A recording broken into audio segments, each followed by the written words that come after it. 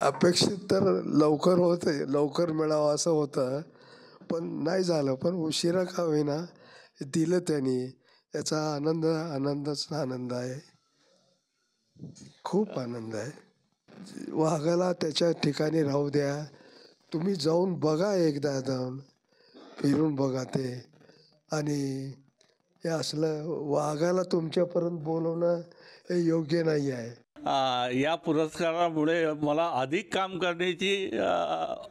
काम करण्याचा उत्साह निर्माण झाला आहे आणि अशाही स्थितीमध्ये शारीरिक अवस्था चांगली असतानाही काम करण्याची. ज्येष्ठ अभिनेते नेते अशोक सराफ सध्या आपल्यासोबत जोडले गेलेले आहेत.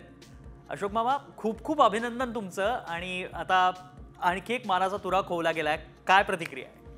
Thank you very much. पहिल्यांदा तुम्हाला लोकांना थँक्स अ लॉट, सगळ्यांना ज्यांना म्हणजे माझ्या मिळालेल्या बक्षिसाबद्दल तुम्हाला वाटतंय काहीतरी, याच्यात मला समाधान आहे. Thank you very much. म्हणजे सगळ्यांनाच अपेक्षित होतं मामा, आणि हा पुरस्कार तुम्हाला आता मिळतोय. काय नेमक्या भावना आहेत? इतका सगळा पडद्यावरचा काळ आहे आणि तो लोटलाय, आणि त्यानंतर आता एक स्टेप पुढची झाली ना. हो. त्यामुळे त्याला आनंद हा असणारच.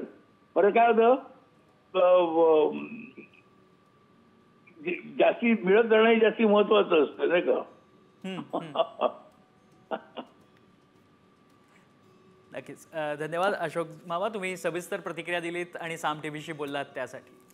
थँक्यू तुम्हा सगळ्या तुमच्या सगळ्या लोकांना माझ्याकडून अभिनंदन. Thank you very much.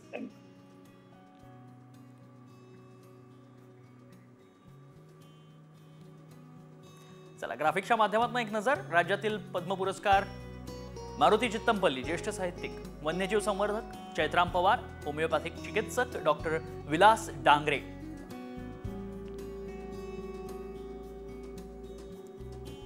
प्रसिद्ध सुलेखनकार अच्युत पालव आणि ज्येष्ठ अभिनेते अशोक सराफ.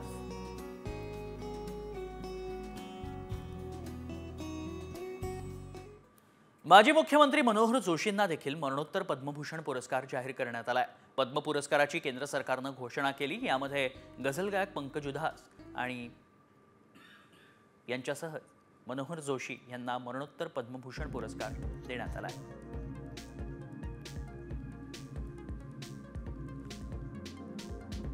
मरणोत्तर पद्मभूषण मनोहर जोशी, माजी मुख्यमंत्री, आणि गझल गायक पंकज उधास